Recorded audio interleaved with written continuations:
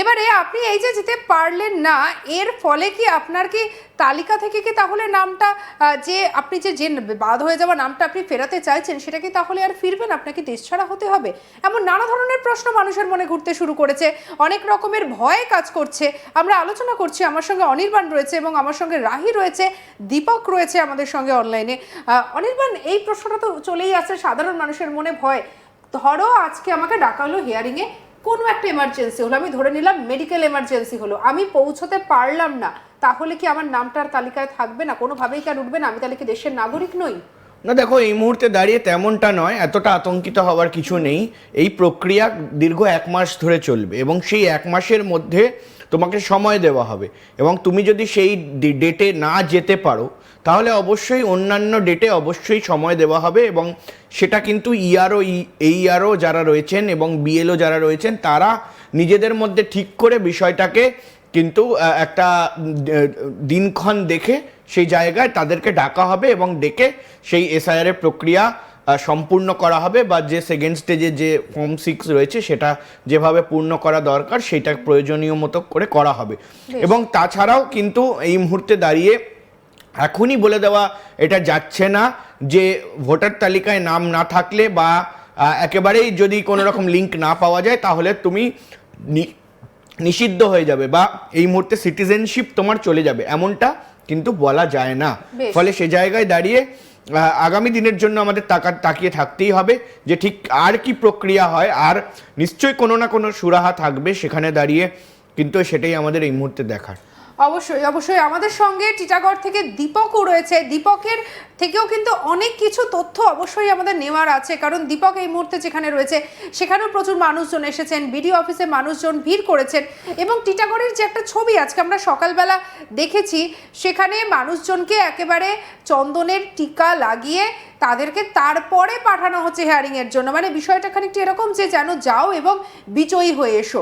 আর পুরো ব্যবস্থাটা করেছিলেন পৌরমাতা, তিনি তারই তত্ত্বাবধানে মহিলারা এমন একটা উদ্যোগ নিয়েছে। দীপকের সঙ্গে কথা বলবো। দীপক, তুমি এই মুহূর্তে রয়েছো বিডিও অফিসের সামনে, কি ছবি উঠে আসছে, সাধারণ মানুষ কি বলছে?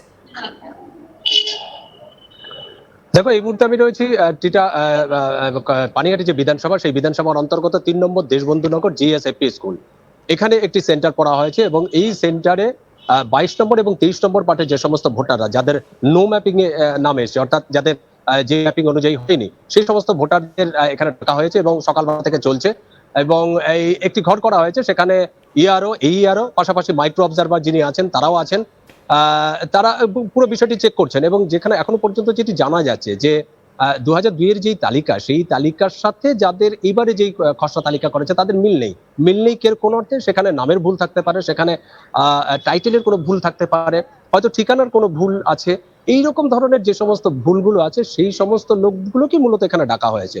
সকাল থেকে চলছে, হিয়ারিং চলছে এবং তারা সমস্ত কাগজপত্র খতিয়ে দেখছেন এবং পরবর্তীতে আবার তাদেরকে সেগুলোকে স্ক্রুটিনি করা হবে। মানে যে সমস্ত ইআরও আছে বা এইআরও আছে তারা দেখবেন, খতিয়ে দেখে তাদের যদি মনে হয় যে না এখানে সন্দেহের কিছু নেই, তাহলে যে ফাইনাল যে লিস্টটা, সেই লিস্টটা সেখানে থাকবে।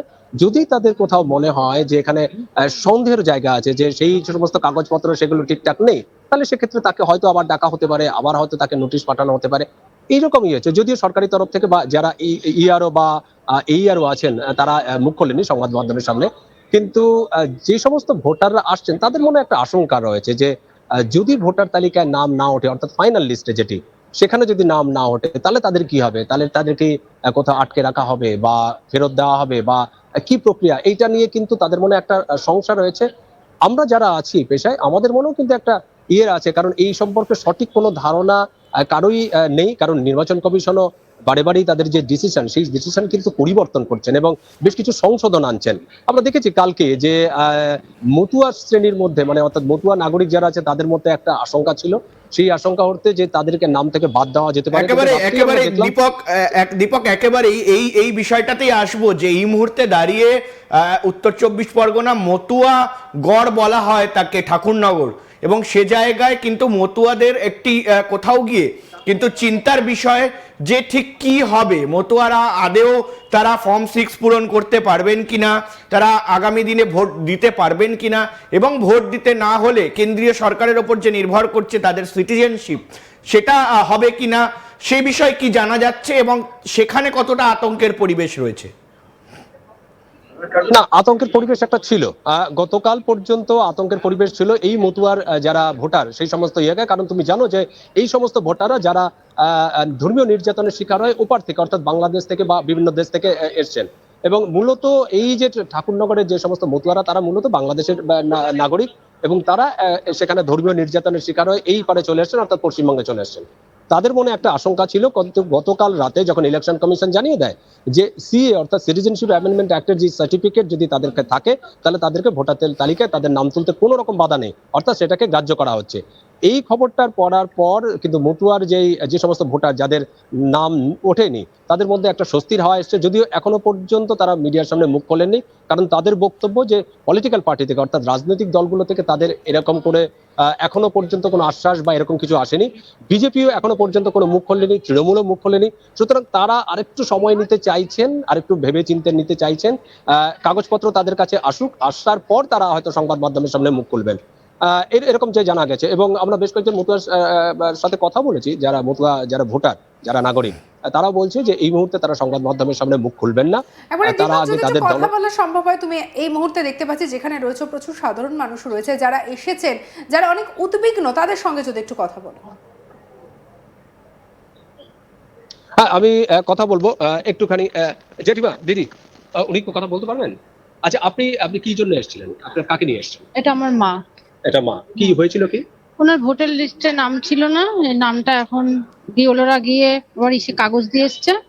2002 এর তালিকায় নাম ছিল না? না, আচ্ছা, তো কবে তারপরে আবার লাস্টের যে ভোটটা হলো হ্যাঁ, নাম আমি উঠে নিয়েছিলাম। উঠিয়েছেন? হ্যাঁ। তো আজকে কাগজপত্র জমা দিয়েছেন? হ্যাঁ, কি কি দিলেন?